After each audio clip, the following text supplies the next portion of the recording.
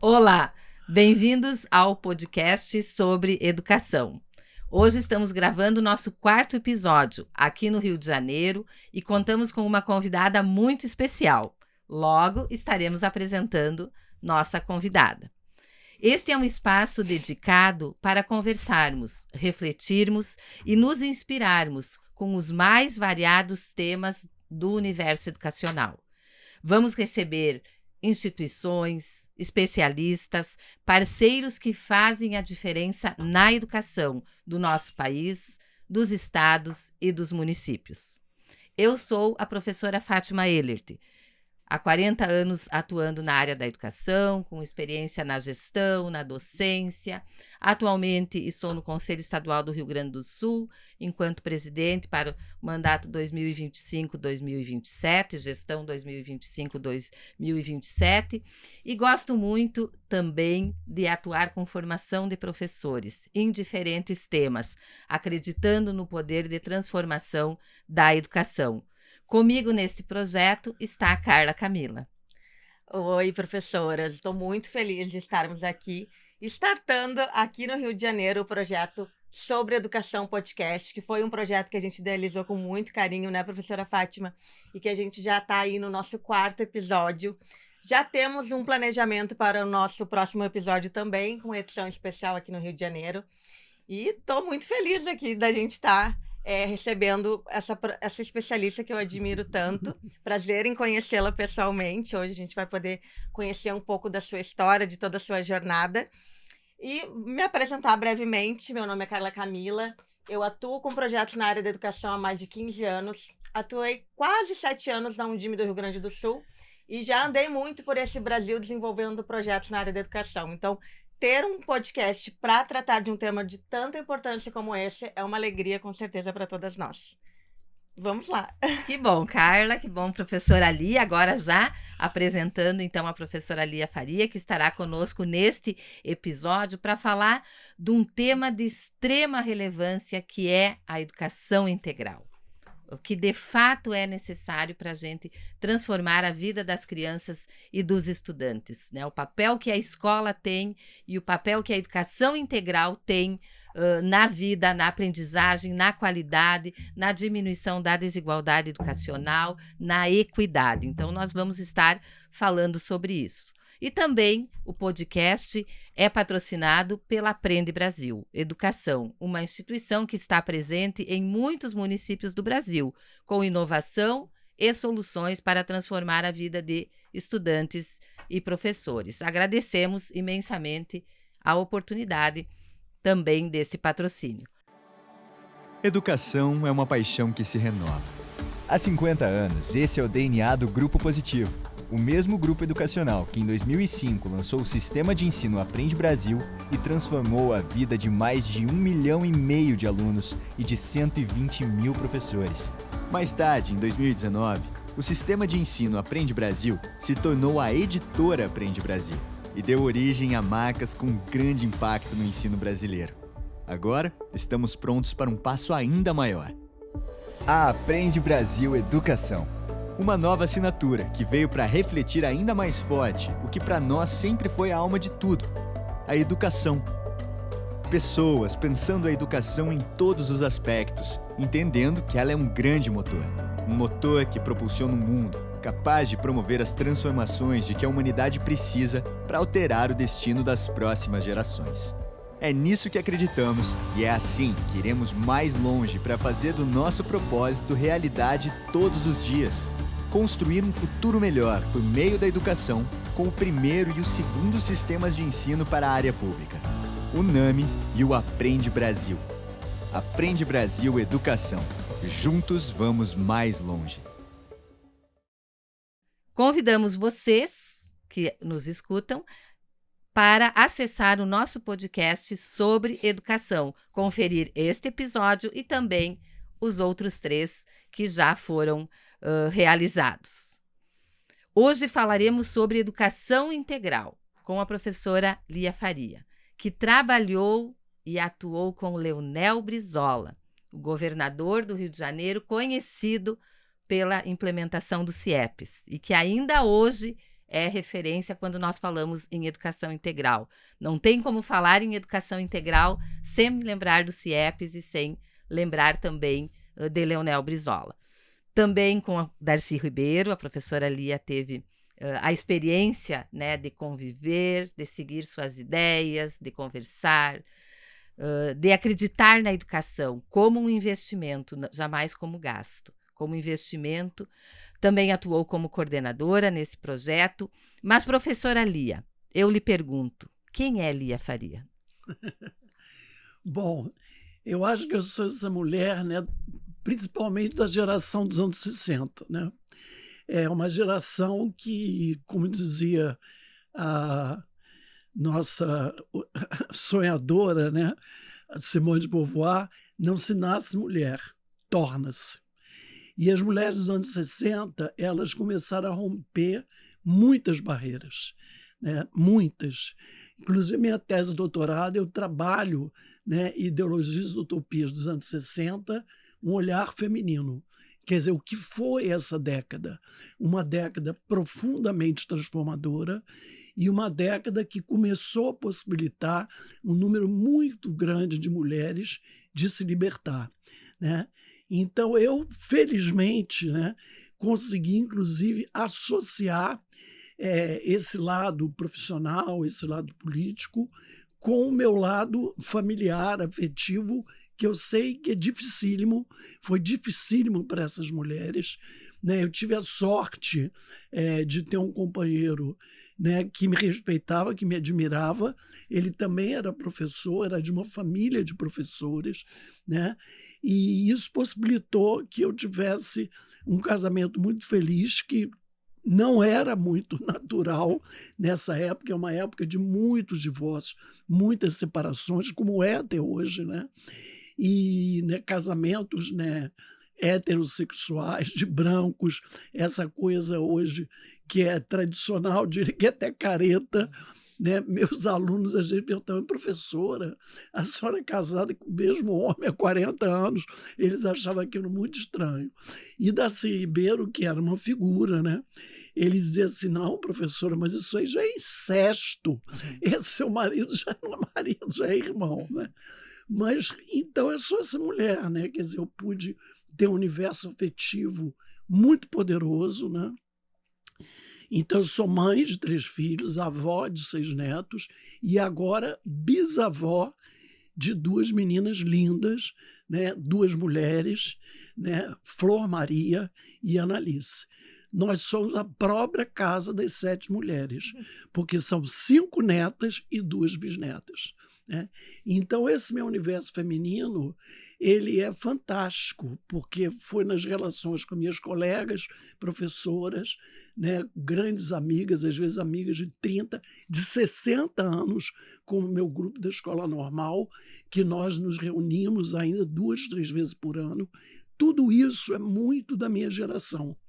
Essa geração falante, essa geração analógica, essa geração ano no olho, essa geração dialógica, né? Eu acredito que essa juventude hoje, infelizmente, não vai ter mais isso, né? Eu sou essa geração da carta, eu sou a geração do cartão postal, né? Quando meu marido faleceu, há 14 anos, né, eu juntei as cartas, cartão postal. Eu tenho um livro que eu dei para minhas netas que fala da avó, das memórias da avó. Aí nós nos reunimos, elas me fazem várias perguntas sobre quem é essa avó, quem é essa avó Lia Faria. E aí eu conto. Então agora tem um espaço que cola fotografia. Então, por exemplo, eu dei um cartão postal de quando meu marido era meu namorado. Né? Elas ficaram assim, maravilhadas, nunca viram aquilo, né? Então, na verdade, eu sou essa mulher que atravessou esse século XX, né? Tendo a possibilidade de trazer tudo de bom, de tradição, sonho, utopia, que essas gerações no século XX sonharam, né? De um Brasil com muita esperança, né? E se você mantém também uma base, um universo afetivo que eu pude manter, né? Com mãe, com esposa, com uma avó, com bisavó, e como professor em sala de aula há mais de 60 anos, quer dizer, nessa relação com as pessoas, com o ser humano, né? Eu pude me tornar essa mulher, né? Que eu estava lendo outro dia um pensamento interessante que dizia assim: um pouco de saber, um pouco de sabedoria, né? Acho que eu sou isso, um pouco de saber, um pouco de sabedoria e muita vontade de viver, né? Muito afeto, né? O afeto e a alegria são revolucionários. E como é que foi o teu encontro com a educação, Lia? Em que momento tu te vês essa pessoa que luta incessantemente é interessante pela educação? justamente a gente analisar o que eram essas mulheres dos anos 60. Antigo Estado da Guanabara, ainda antes da fusão, que a fusão vai ser só em 75, né? Qual era, assim, a perspectiva para as mulheres daquela época? Principalmente ser professora.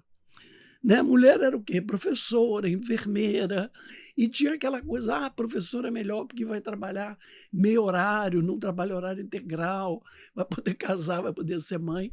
Tem uma coisa interessante na minha educação, que meu pai, embora fosse militar, minha mãe do lar, né? Meu pai é um homem conservador, de direita, mas meu pai e minha mãe, engraçado, nunca me prepararam para casar. Eles nunca viram que o casamento era a minha trajetória. E isso é incrível naquela época, e principalmente um casal que era com essa outra mentalidade, né? Mas principalmente meu pai, eu agradeço meu pai, porque meu pai valorizava o estudo e o trabalho.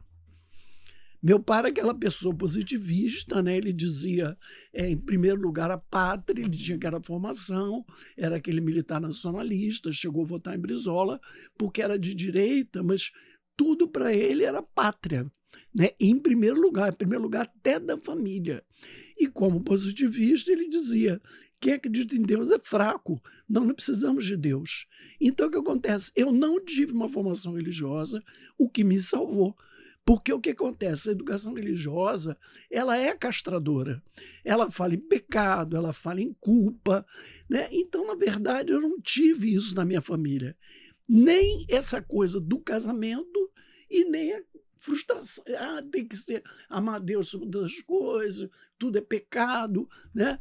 Então, na verdade, por incrível que pareça, eu tive valores, princípios muito republicanos, muito sólidos, né? De perceber que é uma nação, que é uma família. Meu pai dizia família importantíssima, é a base da nação. Esses valores que, na verdade, são fundamentais para um país estável, né?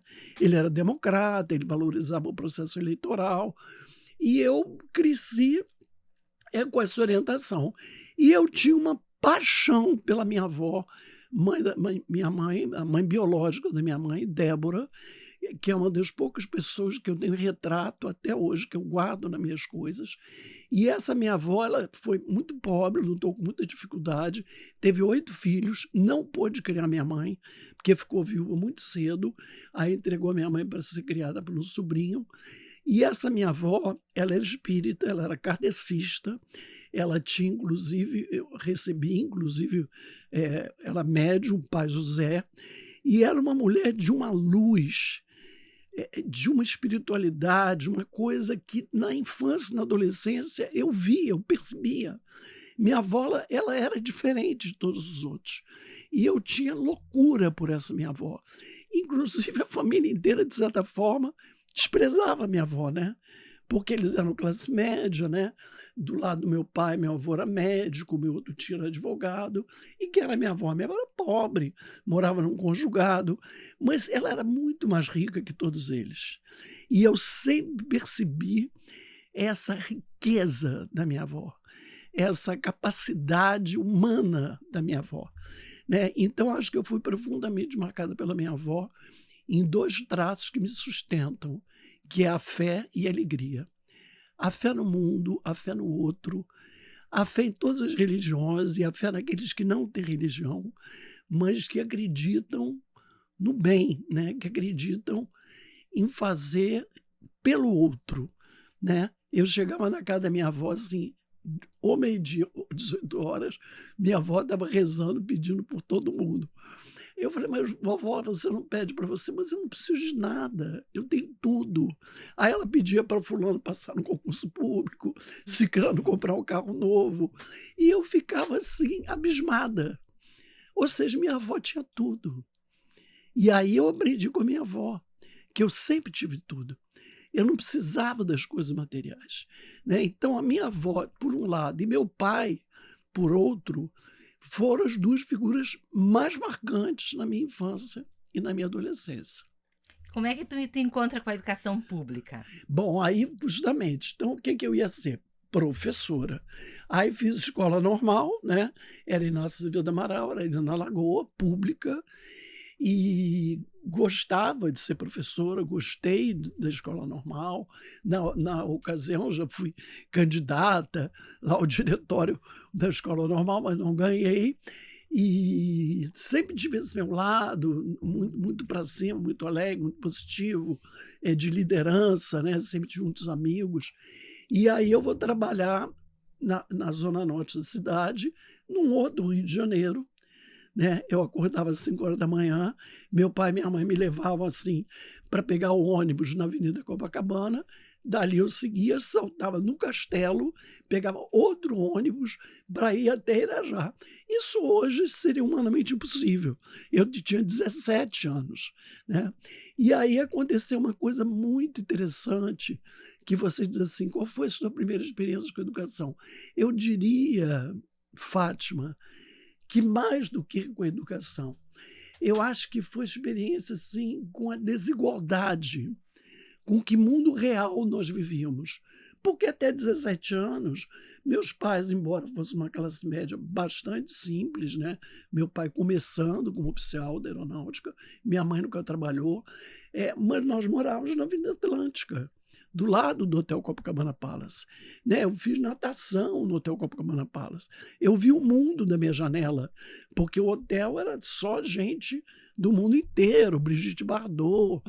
E meu pai viajava o mundo inteiro e trazia para dentro de casa o mundo inteiro, né? Os Estados Unidos, a Europa, a parte do Oriente. Ele viajava muito. Então, eu começo a trabalhar e tal. E aí houve uma coisa interessantíssima. Teve um dia que eu acordei e tentei levantar da cama, ficar em pé, e eu caí. Eu não conseguia ficar em pé.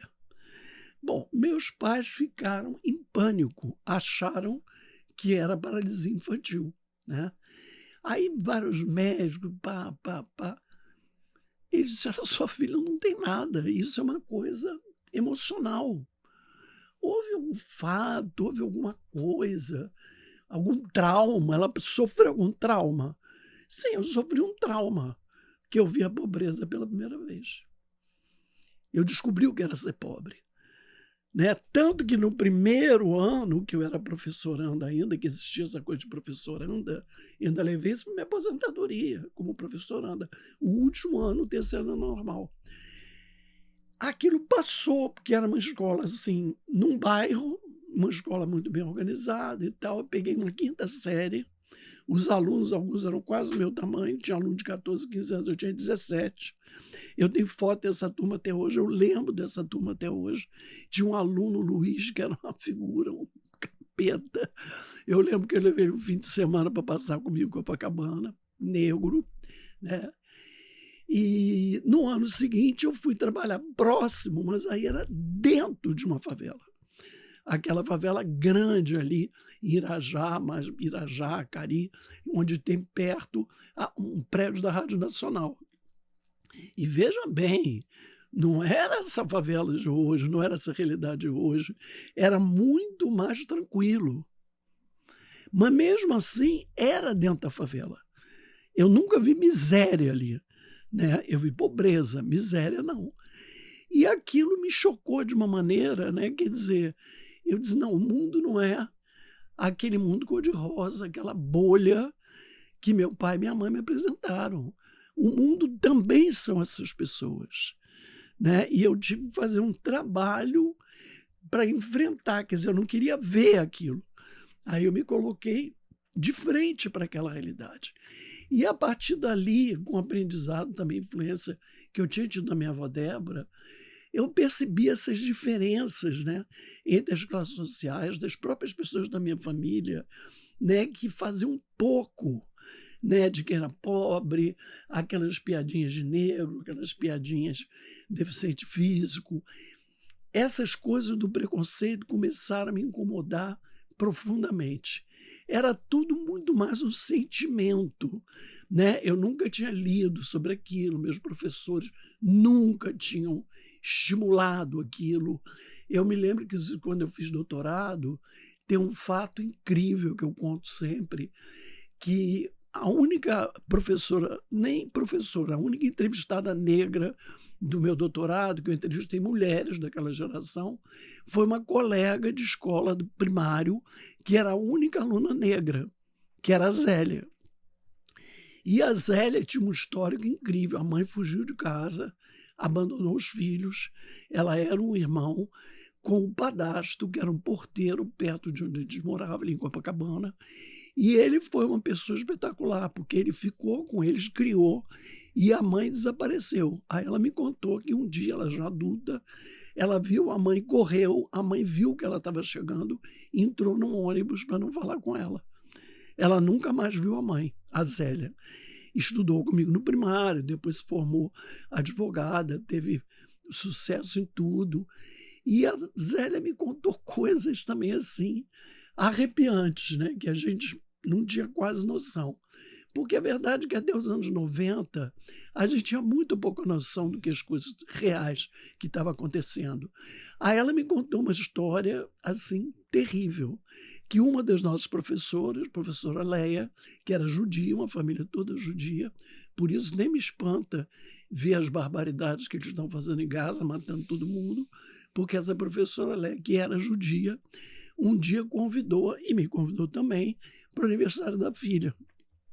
Era numa vila em Copacabana, onde a minha tia morava.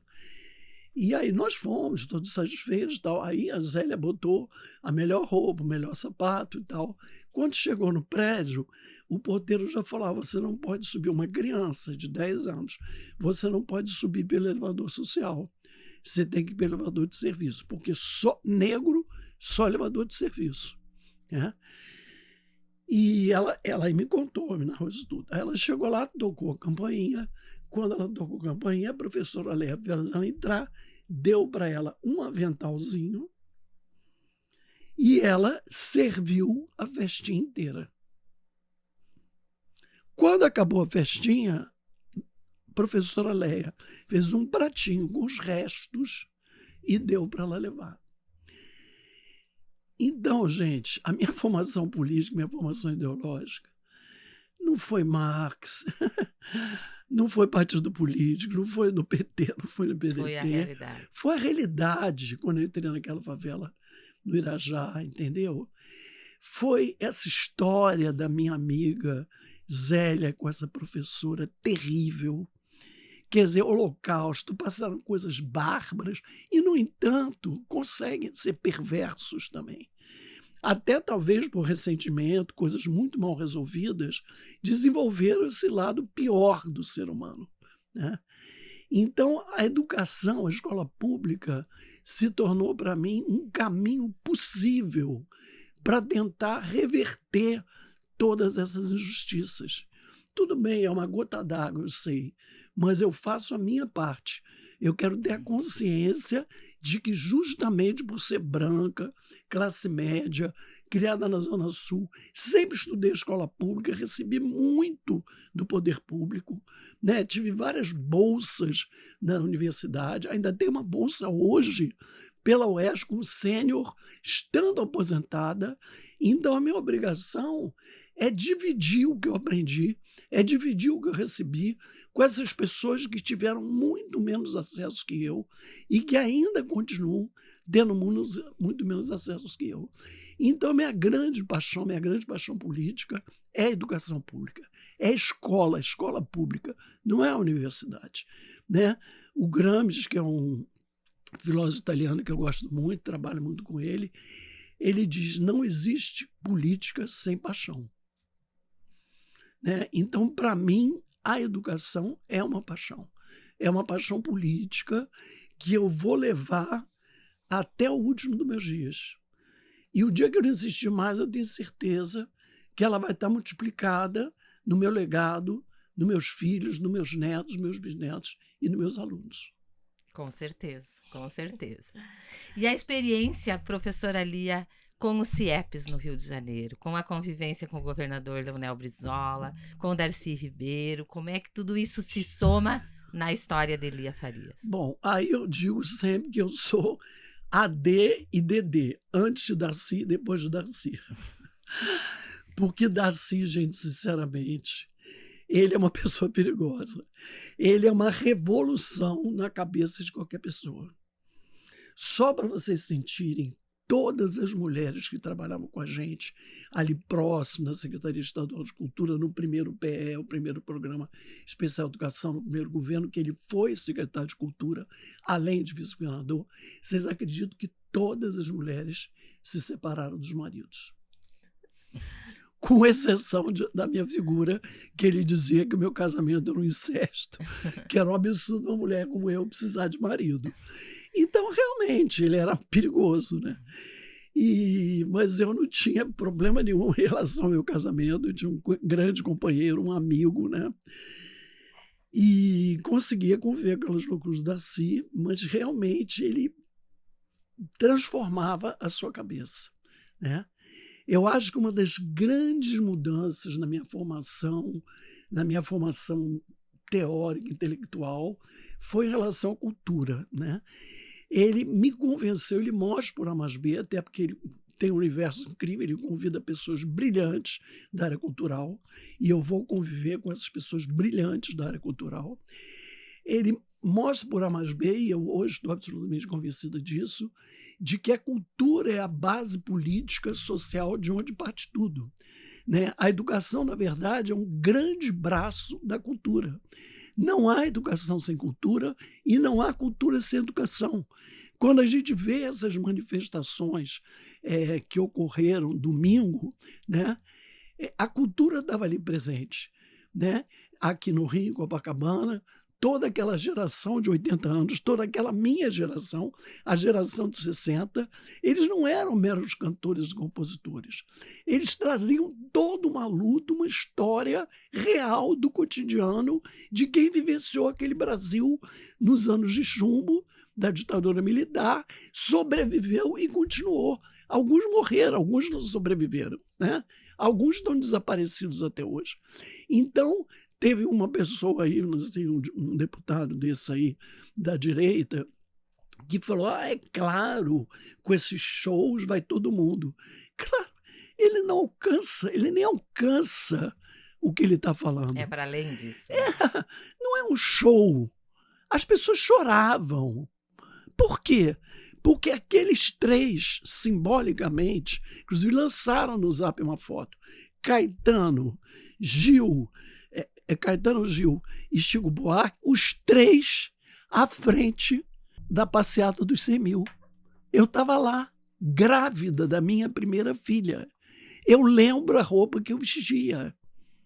Era uma calça jeans, naquela época tinha uma calça jeans de veludo cotelê, ela era de cintura baixa, minha barriga já estava grande, e eu estava lá com a Adriana na minha barriga. Hoje eu sou bisavó. É a mesma luta, é a mesma paixão. Não é um show, é uma utopia. É muito mais importante. É esperança, né? É esperança. Eu fiquei marcada de uma forma maravilhosa por esse novo revival daquele momento, dos anos 60, e eu tinha certeza que eu estava no lugar certo, na hora certa. Eu quero um mundo melhor para os meus filhos, para os meus netos, para os meus bisnetos, para meus alunos. Eu quero ver pessoal das comunidades, pessoal negro, essas mulheres que são espancadas pelos maridos, essas mulheres que escaparam do feminicídio. Eu quero ver essas pessoas estudar, evoluir, se formar, poder chegar onde eu cheguei. Quando as pessoas pedem para eu falar meu currículo, gente, sinceramente, fico com vergonha. Eu só ponho lá, não, professora Lia da UERJ. Não precisa botar mais nada, por favor. Imagina, você vai dar uma palestra, uma conferência, cheio de professor ganhando uma miséria, e vai ficar lá mestrado, doutorado, pós-doutorado. Pois é para humilhar as pessoas. Ora, o que eu consegui porque eu sou branca. Porque eu sou classe média, zona sul, heterossexual, tive família, tive pai, tive mãe, tive marido, a família do meu marido toda tem doutorado. Para que contar isso? Isso é a história desse grupo social, do meu grupo. É uma história de privilégios, não é uma história de direitos. Eu quero uma história de direitos. Eu não quero ser privilegiada. Se eu tiver que ter menos, se eu tiver que abrir mão em prol dos que não têm nada, eu abriria tranquilamente. Então, esse mundo é o mundo da educação e da cultura, porque nós só vamos mudar através da educação e da cultura. Até porque a educação e a cultura, elas trazem alegria, elas trazem energia e elas trazem o quê? O coletivo. Não se faz educação e cultura sem coletivo. E a irmã dessa dupla é a saúde. O que foram os CIEPs, Centros Integrados de Educação Pública? Tinha que ser 3 monstros sagrados: Oscar Niemeyer, Leonel Brizola e Darcy Ribeiro. Né? Eles bolam esse projeto com educação, saúde e cultura, que eles tinham clareza que esses 3 campos do conhecimento e sociais, eles transformam uma sociedade. Você não pode pegar uma pessoa que sempre foi explorada, que vive com dificuldade, com famílias desintegradas. A maioria das famílias pobres são só mulheres sozinhas que estão à frente. Quando as crianças nascem com deficiência, os maridos são os primeiros a cair fora, elas que aguentam o filho autista, o filho com problema. Então, essas pessoas precisam dessa escola de educação integral, o dia inteiro, né, que dê alegria, que tenha cultura. Com os animadores culturais, foi uma figura importantíssima, que eram pessoas da própria comunidade, entendeu? Foi, assim, o maior sonho pedagógico que eu vivi. O maior projeto que eu vivi, fantástico, maravilhoso, perfeito. Tanto que Paulo Freire dizia, o maior projeto educacional da América Latina foram os CIEPs. Eu organizei um encontro entre os dois, entre Darcy e Paulo Freire, quando eu fui secretário em Niterói. E o Paulo Freire, na ocasião, disse para o Darcy, se você tivesse feito só os CIEPs, já estava de bom tamanho. A sua vida já teria valido a pena. Você que já fez tantas coisas, sei que vai fazer mais, mas só com os CIEPs a sua vida já teria valido a pena. Foi um encontro maravilhoso de 2.000 pessoas no Hotel Busca em Niterói, que na época pertenceu ao Estado, depois foi vandalizado, abandonado esse prédio, um prédio incrível ali em Niterói, com tantas coisas, né? Foram abandonadas e vandalizadas, inclusive vários dos 514 CIEPs que o Brizola construiu. E o Brizola eu passei a respeitar, a admirar de uma maneira assim que podem falar o que quiser, eu sou uma pessoa muito letrada, muito instruída, participei de 2 partidos políticos, o PT e o PDT, e olha, nunca existiu no Brasil uma liderança igual a Brizola. Eu afirmo isso. Hoje o Lula está se constituindo uma liderança incrível, né? Esse discurso dele na ONU agora mostra isso. Querida, Brizola veio lá de Carazinho, descalço desde os 12 anos, com uma mãe que percebeu o potencial dele, que se virou, alfabetizou ele em casa, pediu ajuda à prefeitura, conseguiu que a prefeitura desse um enxoval para ele fazer o curso técnico em Porto Alegre. Ele trabalhou de engraxate, ele veio de baixo, ele lutou, criado por uma família metodista, por isso ele era um homem assim, tão conservador, né, na forma de se vestir, na forma de se portar, na relação com as mulheres, muito respeitador, né, vem dessa formação metodista. Né? E essa pessoa brilhante, engenheiro, que tem aquela cabeça do planejamento, não existe político como Brizola. com esse compromisso, com essa paixão política, com essa humildade de abrir mão para o Lula, de vir de vice do Lula. Quem que vocês conhecem hoje que faz isso? Eles se matam dentro dos próprios partidos para ser candidatos. Eles trocam de partido várias vezes para ter poder a qualquer preço. Qual o compromisso que essa gente tem, de fato, com o povo brasileiro? Eu conheci Brizola e Darcy de perto. Eles moravam, cada um numa esquina, né, em 2 prédios, todos os 2 prédios, sem garagem. O Darcy nunca dirigiu, nunca soube dirigir, nunca teve carro. Aí eu te digo, olha os políticos de hoje. Encomendam ternos de grife, querem beber vinho de R$2.000, inclusive a esquerda. Então eu te digo, existiu política igual a Brizola? Não, não existiu. Eu saí do PT, fui para o PDT, não me arrependo, continuo filiado ao PDT até hoje. Para mim, o PDT de Darcy, de Brizola. Oscar Niemeyer sempre foi comunista, nunca deixou de ser comunista. É uma pessoa que também sempre viveu simplesmente, ajudava todo mundo, não queria que nunca ninguém soubesse. Ele bancou, ajudou, sustentou várias pessoas a vida inteira. Vivia simplesmente, morre com 104 anos, trabalhando. Então são essas as minhas referências políticas. São essas minhas referências intelectuais. Estou lançando um livro agora, essa semana, sexta-feira, amanhã, dia 26 de setembro, 19 horas, na Blux, ali na Praia de Botafogo, que é um livro das cartas trocadas no exílio pelo Darcy, o Paulo Freire, o Florestan Fernandes e o Celso Furtado. Todos verdadeiros intelectuais. Esses 4 homens, nós temos que ler a obra deles. As universidades têm que trabalhar a obra deles. Essa juventude tem que ler a obra desses 4 grandes intelectuais. E eles trocam no exílio as cartas, né, da sua angústia de estar exilado do país, do sonho, da paixão, de querer voltar, de querer lutar, de continuar lutando. Então o livro é isso, diálogos de Darcy com esses outros intelectuais. É da editora CVC, vai ser lançado amanhã, né? E o meu livro, que eu falei aqui, Ideologias e Utopia dos anos 60, O Olhar Feminino, é da Eduerge. A 2ª edição é e-book, grátis, porque é da editora da universidade, Eduerge. Vocês podem acessar gratuitamente pela Eduerge. Né?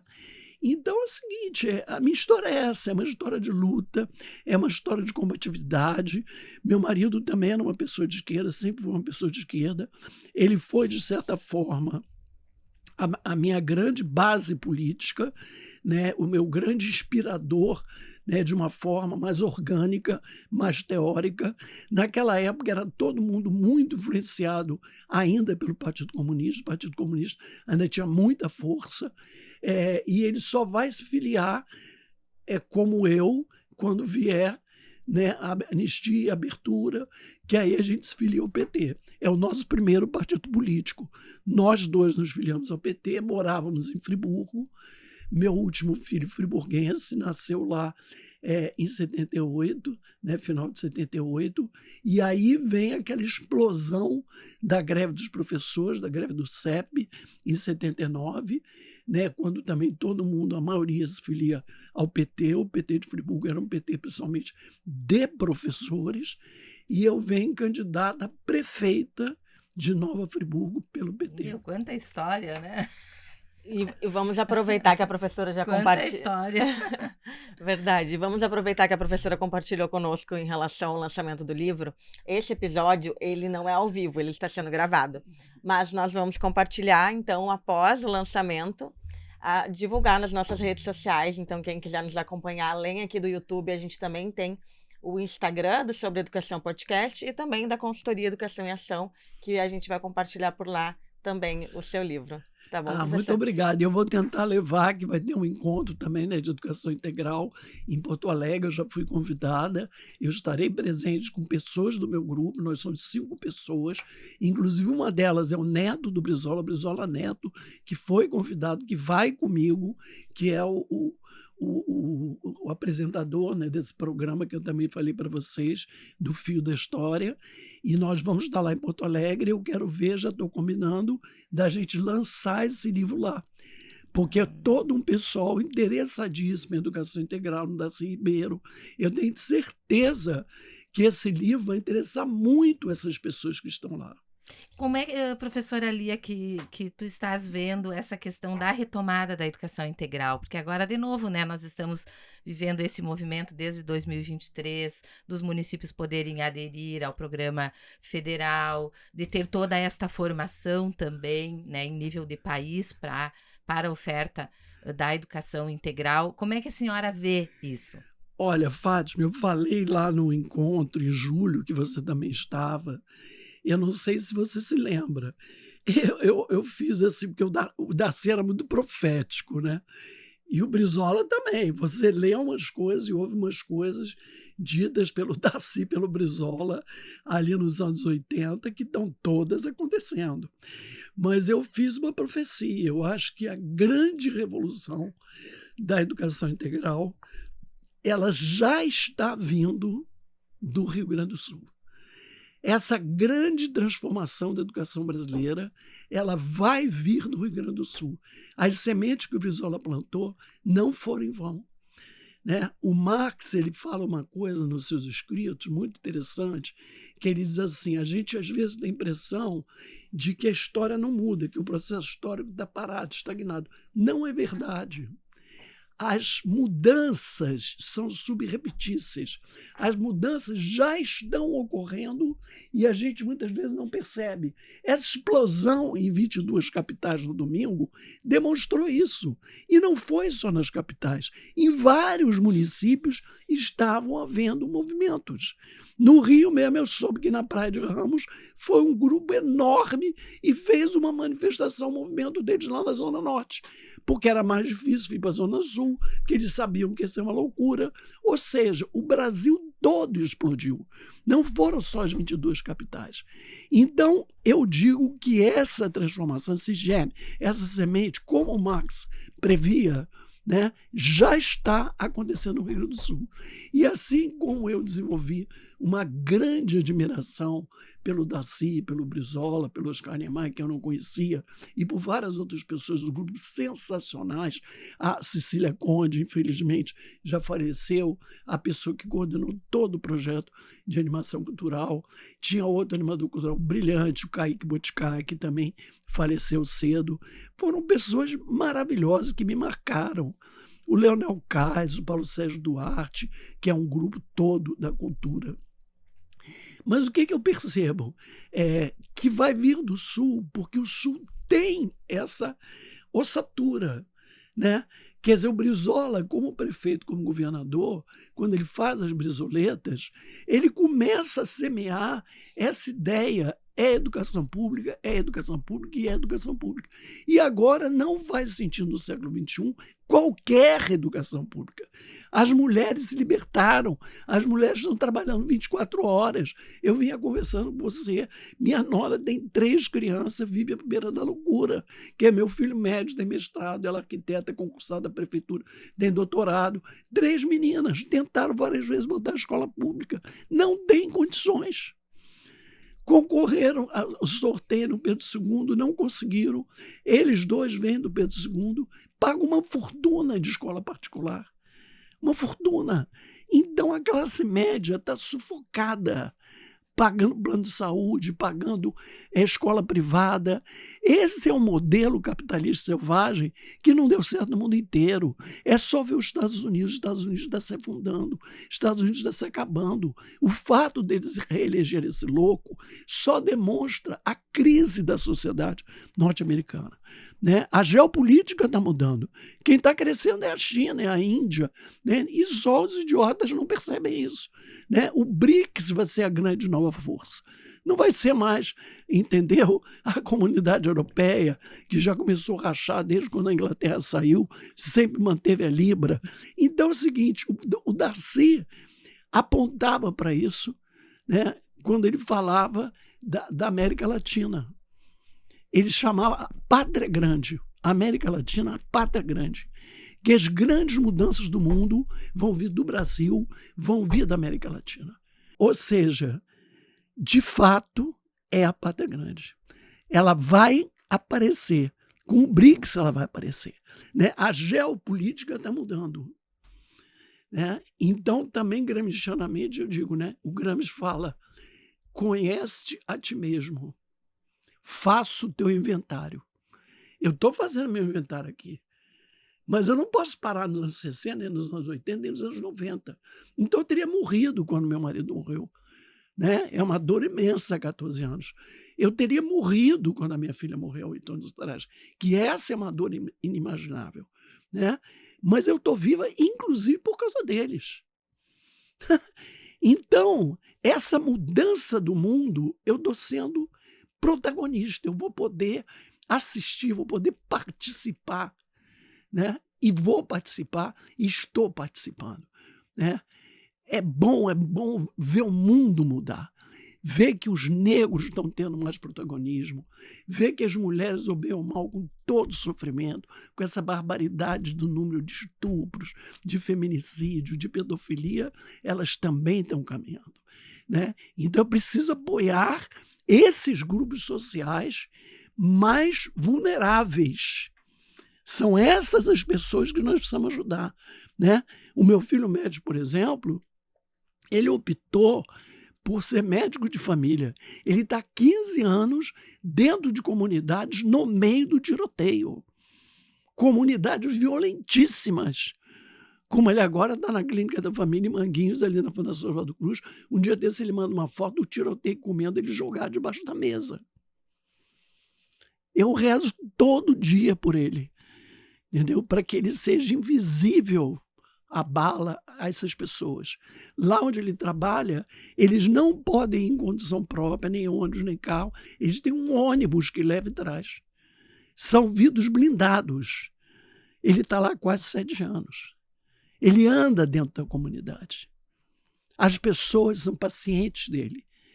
Ele tem uma missão, ele fez um juramento. Então, eu criei meus filhos para ver o outro.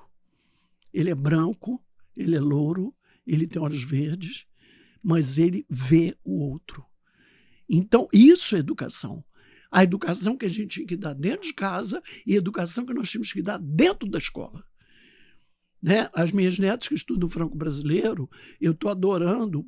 Eu escolhi esse colégio, falei para eles botar lá, por quê? É um colégio que tem uma base fortemente republicana, né? É uma escola laica, a religião não entra ali de maneira alguma. Eles são católicos, a família da minha nora é muito católica. Né? As meninas, uma já fez primeira comunhão, a outra vai fazer esse ano. Né? Mas a escola não tem que dar educação religiosa. Então, ela é laica. Mas, por exemplo, a Duda já me avisou, vó, não pode perder. Estou sendo uma das principais personagens da peça de teatro. Eu falei, e qual é a peça de teatro? Sobre os anos de 1964. Sobre a ditadura militar. O professor de arte está preparando o segundo segmento, do 6º ao 9º, e o ensino médio, para encenarem, agora em novembro, uma peça sobre 1964. Aí ela pediu para explicar o que foi, o que não foi, eu expliquei várias coisas, mostrei foto. Aí ela disse assim, minha mãe falou que lá o meu avô e minha avó, os pais da mãe, votam no Bolsonaro, mas minha mãe não vota, minha mãe detesta. Eu falei, pois é, ninguém da sua família vota, nenhum de nós vota, nem vocês votarão, mas temos que respeitar o seu avô e sua avó, porque democracia é respeitar o outro, é respeitar o voto do outro, não é ridicularizar, não é fazer piadinha, né? Porque isso só aumenta também o ódio, o ressentimento, não leva a nada. Nós temos que defender as nossas ideias. E quando você quiser convencer alguém, convence com as suas ideias, não querendo desfazer do outro. Porque isso só vai distanciar mais essa pessoa de você. Então, veja bem, educação é esse diálogo. O que me horroriza nessas telas, nessa inteligência artificial, então aí é um programa que você tem que fazer. Pelo amor de Deus, a juíza da infância e adolescente, a Cavalieri, ela tem contado coisas aterrorizantes. Ela diz que tem coisas tão bárbaras que ela está vivendo que ela não pode nem contar. Porque as pessoas ficaram em pânico, teriam um troço. Então há vários artigos, há vários personagens denunciando o que as telas estão fazendo com as nossas crianças, nossos adolescentes. Graças a Deus, aqui no Rio de Janeiro, agora é proibido. Não pode ter celular nem na hora do recreio, porque a hora do recreio é a hora do social. Da convivência, né, com o outro. Por Esse favor. tema, professora Lia, para nós é um tema muito importante, a questão das telas. E eu já vou pedir para a Carla e falar um pouquinho do projeto que nós temos em relação a mais livros e menos telas. Menos telas. E olha, eu quero abrir o meu programa, quando eu fizer meu programa com o jornal e rádio toda hora, com o Luiz Hertal, que eu estou preparando o programa, provavelmente só vai dar para fazer ano que vem, que vai se chamar Voz da Educação. Eu quero abrir com a juíza. Eu vou fazer de tudo para ela ter um horário que eu vou levá-la para abrir com a juíza. É um tema vai super ser necessário. E é um tema que eu vou estar sempre retornando. Muito bom. Que não basta um programa. Não. Sim. Agora, você é meu filho e minha nora. Elas nunca tiveram celular. A Duda só foi ter celular com 12 anos. É tudo bloqueado, é tudo fiscalizado. Elas só têm direito à tela, até televisão, só sábado, domingo e feriado. Durante a semana não tem tela. Agora, como a Duda já está indo para quase a 8ª série, é mais difícil, mas é tudo controlado. Né? E eu tenho esse sítio lá no meio rural, Trajano de Moraes, quando eles vão para lá, eles tiram tudo. Eles aqui é um lugar de natureza, um lugar maravilhoso, tem piscina, tem cavalo, está toda a família. Aqui, conversa, convivência, na minha casa, antes da pandemia, não tinha nenhum aparelho eletrônico, minha casa da fazenda, nem rádio relógio, nada. Eu e meu marido não admitimos.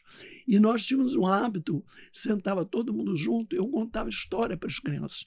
E isso ficou tão coisa que às vezes os grandes deitavam no chão e ficavam ouvindo história. Os netos, os filhos, até hoje a gente dá muito livro e todos contamos muita história. Meu filho e minha nora contam história diariamente antes das crianças dormirem, até hoje. Uma tem 13, outra tem 9 e outra tem 6. Esses dias de 13 eu falei, Duda, deixe de ser palhaço que você não acredita mais em Papai Noel.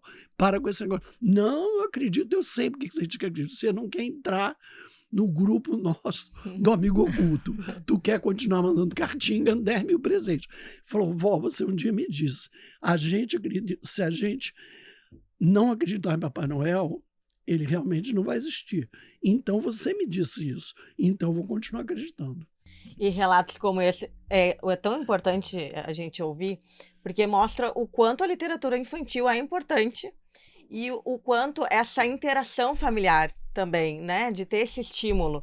Inclusive, nós temos um projeto muito incrível, que é do projeto Incentivando o Sonho, junto com a professora Fátima, o autor do Livro dos Sonhos para Crianças, que sou eu, junto com o professor Kleber, que tem essa intenção de ser um livro como uma ferramenta de interação junto à família.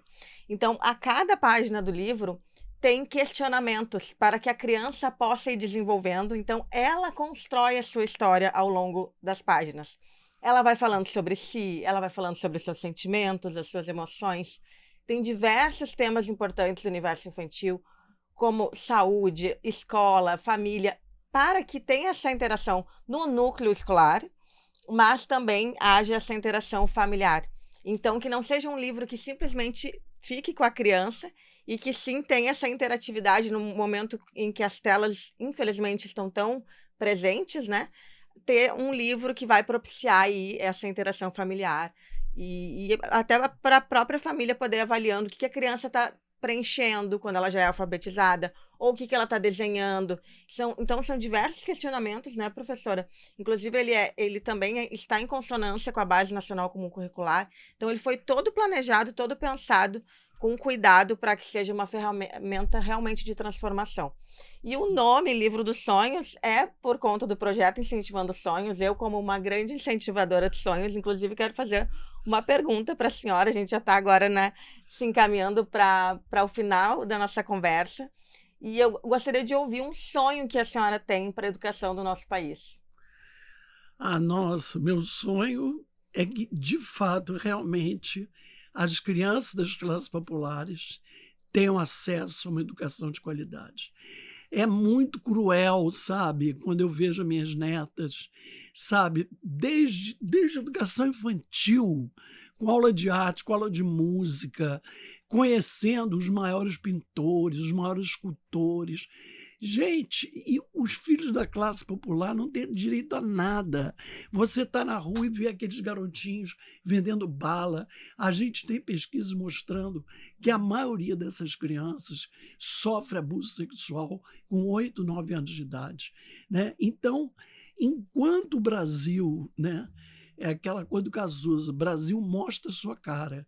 Enquanto o Brasil mostrar essa cara, né, de desprezo desse 1% e pouco dos mais ricos pelo nosso povo, nunca vai mudar. O meu sonho, a minha paixão é escola pública. O Daci falava, pelo menos um primário de base, como tinha antigamente, 5 séries que você sai sabendo ler, escrever, contar, fração, números decimais. Eu quero essa escola. Não estou preocupado em que amplie a universidade. Nem todo mundo tem perfil para a universidade. Muitas pessoas querem ir para uma área artística, nem querem ir para a universidade, se bem que tem faculdade de teatro, faculdade de dança, mas eu acho que a base, a educação básica, o próprio nome já diz, tem que ser garantida, é educação básica. Essa que vai formar o cidadão, o ser humano. Se você não tiver aqueles 5 anos iniciais que você vai aprender a ler, escrever, contar números fracionários, números decimais, esse é meu sonho. Que a gente comece por essa base, que a gente comece pelo primeiro segmento. Eu quero ver, antes de morrer, que esse primeiro segmento vai estar garantido para todo mundo. Esse é meu sonho. Eu quero ver antes de morrer. Eu quero ver esse primeiro segmento garantido pelo Brasil inteiro. Não é um sonho tão louco. Eu estou pedindo 5 anos. Mas com certeza, professora Lia, por toda a conversa que nós tivemos aqui, queríamos ter mais tempo, né? Porque é uma aprendizagem, é ouvir a paixão com que a senhora fala da educação, a sua história construída, né, em cima dessa paixão, mas também em cima de muitas realidades. E eu acho que a senhora já constrói essa escola com os seus alunos orientandos, né, todos os lugares que a senhora já atuou, com o sonho daquela menina lá de 17 anos que passa a ver não mais a vida pela janela, mas ela está viva imersa, dentro de ela mim. está viva. Ela está viva, porque nós somos tridimensionais. Nós somos passado, presente e futuro. Agora que eu estou idosa, que eu envelheci, eu faço 79 anos Nem agora. Nem percebemos isso, a senhora que está dizendo. Eu faço 79 anos em novembro, no que vem eu faço 80. Gente, várias preparações. Vai ter já um baile, vai ter uma festa. Vocês já podem botar na agenda. Queremos ser convidadas. Olha, 13 de dezembro de 2026, vocês estão convidadas. Vai ter um baile, uma festa no Tênis Clube do Leme, festa, baile, porque tem que ter festa. Tem que ter festa. Tem que comemorar. Merece. Né? E o que eu queria falar para vocês sobre o livro, sobre o sonho, olha, o livro e o sonho, eles me libertaram, porque eu tive uma educação muito repressora. Então, o que me libertava? Os livros. Eu sempre li furiosamente, eu sempre vivia numa outra dimensão do que aquela bolha que meu pai e minha mãe me condicionaram. E meu pai ficava louco, ele fiscalizava. Então, por exemplo, ele fez eu devolver os livros do Jorge Amado. Ele disse que não era apropriado. Só para vocês sentirem quem era meu pai, quando eu fui fazer a faculdade de jornalismo, que foi minha primeira faculdade, a coisa da palavra, do escrever, do ler. Eu queria ser jornalista depois da escola normal. Já era professora primária. Mas claro que esse sonho foi abortado. Nós formamos em 67, 68 veio aí 5, minha turma inteira abandonou o jornalismo. Era impossível ser jornalista. Aí eu emendei, fiz o curso de História. Mas o que acontece? A literatura me salvou. Eu esqueci de falar isso, é muito importante. Além da minha avó, além dos ensinamentos do meu pai, do meu avô e tio paterno, o médico advogado, que eram pessoas muito letradas. Meu avô fazia poesia, também me influenciaram muito. Meu pai dizia, você é seu avô de saias. Porque meu avô era politizado ideológico. Infelizmente, Plínio Salgado, né? Infelizmente, o lado de lá, integralismo. Mas veja bem, eu aprendi a conviver com a diferença. E respeitar, né? A primeira vez que eu vi meu pai chorar foi quando Getúlio morreu. Eu pensei que meu pai não chorava. Meu pai foi piloto do Getúlio. Então, embora ele tivesse horror de política, ele vai virar getulista. E meu avô e meu tio odiavam o Getúlio. Então, eu vi meu avô e meu tio comemorando, abrindo champanhe, e meu pai chorando. Ninguém esquece isso, né? E eu amava os três. Por isso que essa loucura de Bolsonaro, eu não perdi um único amigo. Quem quiser que fique do lado dos loucos, do mal, da perversidade. Meu lado é outro, né? Claro que você acaba se afastando, você não tem nem diálogo com essas pessoas. Mas, por exemplo, eu tenho uma doutoranda que não dá para entender, uma pessoa brilhante de letras, que virou bolsonarista doente. Depois disso, ela vive doente. Ela virou outra pessoa profundamente infeliz. O grupo inteiro rompeu com ela. Eu não rompi. Como é que eu vou romper? Eu tive uma história com essa pessoa durante 4 anos, durante um doutorado. Ela continua para mim sendo aquela pessoa que depois fez uma escolha horrorosa, né? E eu até faço questão de mandar coisas boas para ela, mandar coisas bonitas. Ela me manda coisas pavorosas, eu não respondo, entendeu? Então eu aprendi a lidar com a diferença. E a literatura também mostra essa diferença. Eu leio de tudo. Meu marido, que era altamente politizado, ideologizado, ele dizia, nós temos que ler o que a direita escreve. Nós não podemos ter argumento se a gente lê só os nossos pares. Ele era de matemática, mas ele teve uma formação muito cultural, que os pais eram de letras. Ele tinha uma formação cultural muito vasta. Então, vou deixar até por último aqui para contribuir para o projeto de vocês. Já quero dizer que quero tudo do projeto de vocês. Quero tudo do projeto de vocês, porque eu tenho uma rede assim grande, né, pelo Zap. As outras coisas eu não tenho Instagram, Facebook. É que meus alunos fizeram tudo para mim. Instagram, Facebook, mas não uso nada. Não dá tempo, gente. O dia só tem 24 horas. E, para mim, os afetos vêm em primeiro lugar. Então, em primeiro lugar, meus afetos. Depois, todo o resto, né? Então, tem 2 livros que eu comprei, né, que eu leio para elas, que meus filhos também leem para elas, que eu vim contando para ela. Um é do Darcy Ribeiro, escrito por uma índia, todo em literatura de cordel. É o primeiro livro feito por uma índia, todo escrito em literatura de cordel, sobre o Darcy Ribeiro. É um livro infanto-juvenil que vende na Brooks. Eu vou muito ao cinema ali. E aí, quando eu olhei o livro, falei, nossa, ela quer saber do Darcy Ribeiro, vou comprar o livro.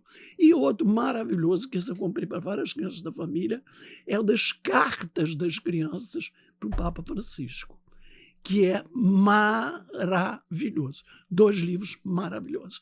Principalmente depois dessa última entrevista pavorosa que esse Papa deu, que eu já fiquei horrorizada, dizendo que não está tendo genocídio em Gaza. Então, minha filha, já vi que podemos esquecer esse Papa. Bom, professora Lia, como a Carla disse há pouquinho, está chegando ao final o nosso podcast. Queremos agradecer a sua disponibilidade de estar conosco, de podermos estar aqui no Rio de Janeiro, nessa cidade que tem seus encantos, né? Para nós, gaúchos, é uma cidade com muitos encantos, e para o Brasil todo, para o mundo todo. E poder conversar com a senhora sobre todos esses assuntos que eles nos inquietam muito, mas que não podemos perder a esperança. Acho que quem segue na educação, quem segue esse propósito, não podemos perder a esperança. Temos que acreditar que é possível e temos que somar boas experiências de pessoas como a senhora, que engrandecem este tema e que nos trazem questões aí do cotidiano, mas também esse respeito pelo outro. Acho que a sua grande mensagem é essa, né? Respeitar o outro, apesar de todas as diferenças que possam nos separar, mas o respeito, ele é em primeiro lugar. Então, nós queremos agradecer, professora Lia, a sua participação neste episódio sobre educação. Também queremos agradecer mais uma vez o patrocínio da Aprende Brasil Educação, que está presente, acreditou nesse nosso projeto. Já estamos no 4º episódio, teremos mais um episódio aqui no Rio de Janeiro e mais um episódio no Rio Grande do Sul, e também muitas novidades para 2026, porque o Somos Educação veio para ficar justamente para ser esse espaço. É um espaço sem cortes, é um espaço em que nós falamos com especialistas, em que nós falamos com profissionais que atuam na área da educação, que atuam na educação básica, que atuam na educação superior, mas que atuam com esta visão da educação como transformação, da educação como emancipação, da educação como forma de diminuir a desigualdade, porque no momento que essa criança tiver acesso à cultura, tiver acesso à saúde, for acolhida, for entendida, ela também vai se projetar um ser humano que vai correr atrás dos seus sonhos, que também é algo que nós acreditamos muito. E nós vamos aproveitar para dar também uma lembrancinha para a professora Lia Faria, que é gente, professor adora sacolinha, bolsinha, livro, papel, é impressionante. Que é o Livro dos Sonhos, que faz parte do projeto Incentivando os Sonhos da Carla Camila. Pronto, já e vou também ler para as netas. o Memórias do Professor, que é um livro que visa o professor registrar as suas histórias, para que elas não se percam no caminho. Agora, sugiro que vocês comprem, tenham, até adaptar, porque o livro acaba sendo um pouco caro, não foi muito baratinho. Esse livro das histórias da minha avó, ele é uma coleção. Histórias da minha avó, histórias do meu pai, histórias da minha mãe. Então eu dei os 3 para elas, que a avó fica comigo, a gente faz juntas. Inclusive as adultas fazem junto, adoram, é uma gritaria. E tem o da mãe e do pai, que eu dei para elas fazer com a mãe e o pai, que eles disseram que não conseguiram começar até agora, porque o pai e a mãe trabalham 24 horas. Mas o da avó está indo, né? Eu vou colar essa foto da minha avó única, que eu amo, minha avó Débora. Acho que eu vou tirar uma fotinha antes para colar. E dizer isso para vocês. É o registro, né? É o registro. E eu vou dizer uma poesia rapidinha aqui, que eu gosto sempre de terminar minhas coisas com poesia, da Cora Coralina, que eu acho maravilhosa e que representa o meu momento atual. Ela diz assim: não posso acrescentar dias à minha vida, mas posso acrescentar vida aos meus dias. Maravilhoso. Muito obrigada, professora Lia. Carla, muito obrigada. Assim concluímos o nosso 4º podcast. Obrigada pela participação de todos e aguardamos vocês no próximo episódio.